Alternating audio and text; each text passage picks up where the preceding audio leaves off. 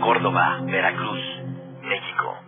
Una mujer, Cirana Rivera de Montiel, diagnosticada con blefarofimosis genética, que en sus 30 años de vida nunca había experimentado una menstruación, teniendo a su vez las trompas de falopio obturadas y una matriz infantil no desarrollada, da a luz a un hijo de manera inexplicable para la comunidad médica, gracias a un hombre que intercede ante Dios por ella.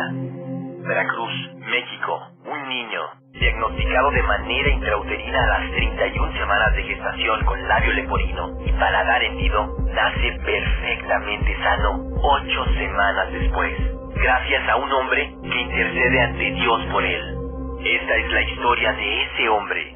Un hombre que creyó en un ideal y fue capaz de vivirlo hasta sus últimas consecuencias, superando destierros, persecuciones hasta la cercanía de la muerte. Esta es la historia de un hombre que unió la fe con la vida y demostró que en verdad las palabras mueven, pero el ejemplo arrastra. Esta es la historia de un hombre que logró mover e impulsar a miles de personas en Colombia, Cuba, Guatemala, el sur de Estados Unidos y sobre todo en México, donde llegó a ser conocido como el Mueve Corazones. Esta es la historia de un hombre que supo darlo todo por Dios y por sus hermanos, y que entendió que de nada sirve ganar el mundo si se pierde el alma. Que en su humildad prefería haber quedado en el anonimato que ser llevado a los altares. Pero gracias a Dios tenemos la oportunidad de hacer pública la vida de este hombre, Rafael Guízar y Valencia. En Cotija, Michoacán, México, el 27 de abril de 1878, yo, el presbítero Agustín Covarrubias, puse óleo, sagrado crisma y bauticé solemnemente a un infante que nació un día en esta ciudad. Púsele por nombre Rafael, hijo legítimo de Prudencio Guízar y de Natividad Valencia. Fueron sus padrinos Juan González y Benigna Valencia, cónyuges a quienes advertí su obligación y su parentesco espiritual y lo firmé. Agustín Covarrubias comenzó su vida escolar en la escuela parroquial de Cotija y más tarde en la escuela que fundaron los padres jesuitas en la hacienda de San Simón en los alrededores de Cotija. En 1894, Rafael decide dejar el seminario para trabajar en el campo, en las haciendas de su padre. Así pues, empieza a laborar en la hacienda de San Diego que administraba su hermano Prudencio.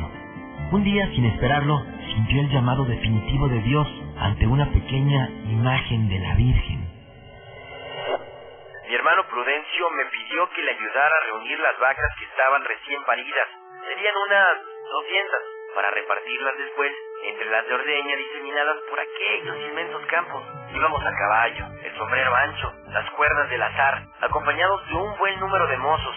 En eso se soltó una tempestad furiosa que nos obligó a refugiarnos en unos acantilados.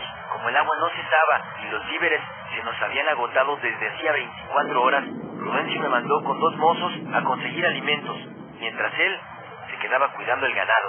Horas después regresaron los 2 mozos con suficiente comida, pero yo me había ido camino a Cotija. Al pasar por el barrio, oí las campanas del santuario donde se veneraba la imagen de Nuestra Señora de San Juan del Barrio, que había pertenecido a una familia a finales del virreinato. Al llegar frente al santuario, se detuvo un momento y entró. Ahí tuvo un momento especial. Nadie sabe lo que entonces sucedió entre Dios y él en aquel lugar. Pero después de esa visita a la imagen de María, Rafael ya no volvió a la hacienda para encontrarse con Prudencio y se decidió finalmente por el sacerdocio.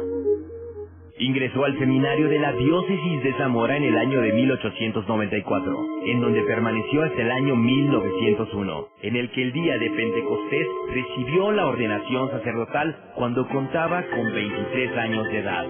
El día 6 de junio del mismo año, la festividad del Corpus Christi, ante una gran fiesta organizada por su familia, celebró su primer misa en su tierra natal. Mi familia alquiló un tren especial para que vinieran de Zamora mis compañeros del seminario y todos los invitados. Una banda de músicos recorrió el pueblo desde muy temprano anunciando la buena nueva. No pude contener las lágrimas cuando en el sermón del padre Alejandro Silva recordó las virtudes de mis padres. Sí, ellos estuvieron ahí presentes. Apenas ordenado sacerdote, Monseñor José María Cázares, quien era obispo titular de Zamora, le pidió a Rafael que lo acompañara a las visitas pastorales. De este sacerdote aprendió a convertir cada visita pastoral en una misión. Fue así como el padre Rafael descubrió su vocación misionera, en la que trabajó a lo largo de 37 años. Fue nombrado director espiritual del seminario de Zamora y canónigo de la catedral. Con estos cargos, pudo desarrollar una amplia actividad misionera, en la que involucraba a los alumnos del seminario, enseñándoles a la vez cómo ser apóstoles. Fundó la Congregación de Nuestra Señora de la Esperanza. Desgraciadamente, esta obra tuvo poco tiempo de existencia, debido sobre todo a las circunstancias que se vivían en el país en los inicios del siglo XX. Las misiones se convirtieron en su más importante amor. Llegó a incontables pueblos en los que predicaba por igual a niños y adultos la doctrina cristiana, inspirado en un sencillo catecismo que él mismo escribió. Muchas generaciones aprendieron la doctrina cristiana con su catecismo, el cual se mantiene vivo hasta nuestros días como una forma muy didáctica de aprender la fe. En 1910, todo México se ve envuelto en una revolución. Los problemas inician para la Iglesia Católica principalmente. Rafael Guízar ve su vida cambiada totalmente al ser perseguido por el gobierno de la época y por los distintos ejércitos revolucionarios. Durante la Decena Trágica en la Ciudad de México, se disfraza de vendedor de baratijas, las cuales vende muy caras para que nadie las compre, y así ganar tiempo y poder mezclarse con los soldados, atender a los heridos y ofrecerles el sacramento de la reconciliación. Y muchas veces, darles también la comunión que llevaba oculta. Durante esta época, se conocen varias anécdotas sucedidas a Rafael. La más conocida cuenta que un día, en la ciudad de Puebla, se vio descubierto como sacerdote en medio del ejército de Zapata, y el general mandó a fusilarlo. Al ir caminando por la ciudad, comienza a hablar con el teniente encargado del fusilamiento. La verdad, teniente, yo no sé por qué me van a fusilar. Yo creo que es una confusión. Pero, ¿quién eres tú? Soy un pobre músico que se gana la vida tocando. ¿Qué clase de instrumentos tocas? Lo que se me ponga por delante. El acordeón, el piano, la guitarra. Al ir caminando pasan delante de una tienda de artículos de música y el teniente le comenta: Vamos a ver si de verdad eres músico y toca algo para mí la tropa. Al padre Guízar lo quieren fusilar, pero toma el acordeón y comienza a tocar canciones populares. Lo hace tan bien que al teniente se le ha ocurrido una feliz idea. Se lo lleva con ellos a celebrar una fiesta. Pasadas muchas horas de alcohol y de música, antes de quedarse dormidos, dice el prisionero: Tú, ¿cómo vas a ser cura con lo bien que tocas? Vete a tu casa y llévate el acordeón. En 1919, el padre Guízar, debido a la persecución religiosa, debe salir del país. Conocido ahora como Rafael Ruiz, se dirige primero al sur de los Estados Unidos, en donde realiza varias misiones en San Antonio. De ahí viaja a Colombia y finalmente a Cuba. Estando desterrado ahí, impartiendo misiones, recibe de parte de Monseñor Tito Trochi la noticia de que ha sido nombrado obispo de Veracruz. Recibe la consagración episcopal en La Habana el 30 de noviembre de 1919. Una vez en Jalapa, sede de su diócesis, empieza su primer visita pastoral, la cual, más que una visita, se convierte en una misión, y así lo repetirá durante 5 veces, convirtiéndose en un misionero incansable.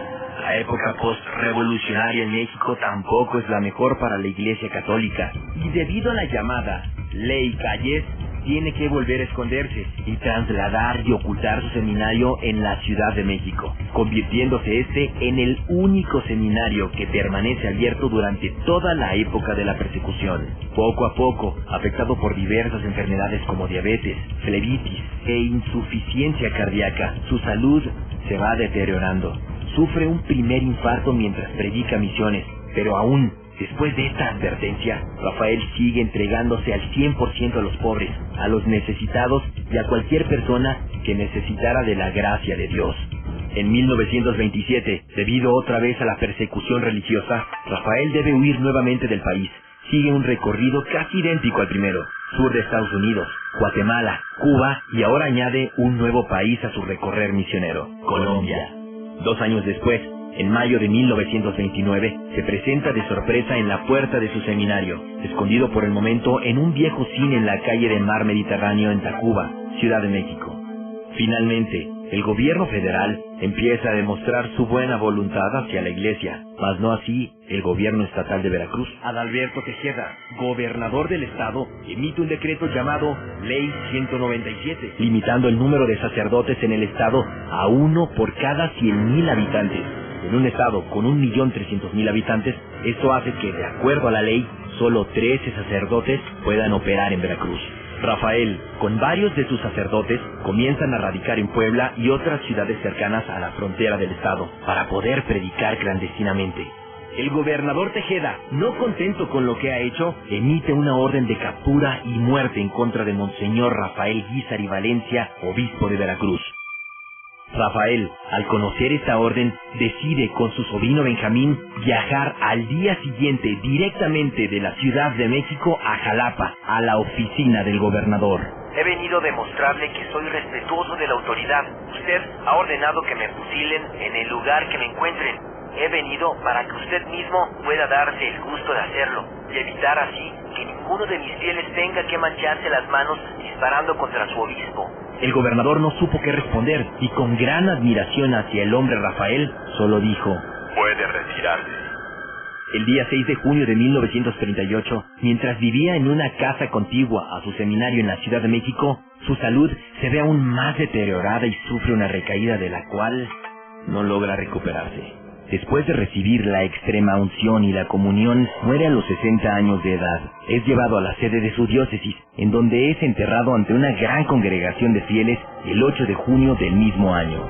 Su testimonio de vida se ha extendido por todo México y por diversos países, particularmente en donde misionó Guatemala, Cuba, Colombia y el sur de Estados Unidos. Muchos milagros se han logrado por su intercesión, particularmente curaciones asombrosas, especialmente para los más necesitados. El 28 de mayo de 1950, exhuman su cuerpo y lo encuentran incorrupto. Es analizado por varios médicos y vuelto a sepultar dentro de la Catedral de Jalapa. El 19 de febrero de 1984 tiene lugar el primer milagro reconocido y atribuido directamente a la intercesión de Monseñor Guízar: el nacimiento milagroso de Sergio Montiel Rivera. Su santidad, el Papa Juan Pablo II, lo declaró beato el día 29 de enero de 1995 en la Basílica de San Pedro, y lo nombra un ejemplo de pastor abnegado y héroe de las virtudes cristianas, siendo el primer obispo latinoamericano que recibe esta gracia. Gracias a un hombre que experimentó la labor misionera y se entregó a ella. Gracias a un hombre que experimentó el amor de Dios y lo compartió con todos los que lo rodeaban. Gracias a un hombre que experimentó la cruenta persecución religiosa, pero que la afrontó con la fuerza que Dios ofrece a todos los hombres de fe. Gracias a un hombre que es nombrado santo de la Iglesia para que todos sepamos que ser santo no es vocación de unos cuantos. Ser santo es la vocación de todos los que comprendemos el sentido de una misión, la misión de amar con hechos y entregar la vida al servicio de los demás, la misión de llevar a Dios a todos los hombres. Gracias, muchas gracias, Monseñor Rafael Guízar y Valencia. Gracias, Santo Obispo Mexicano.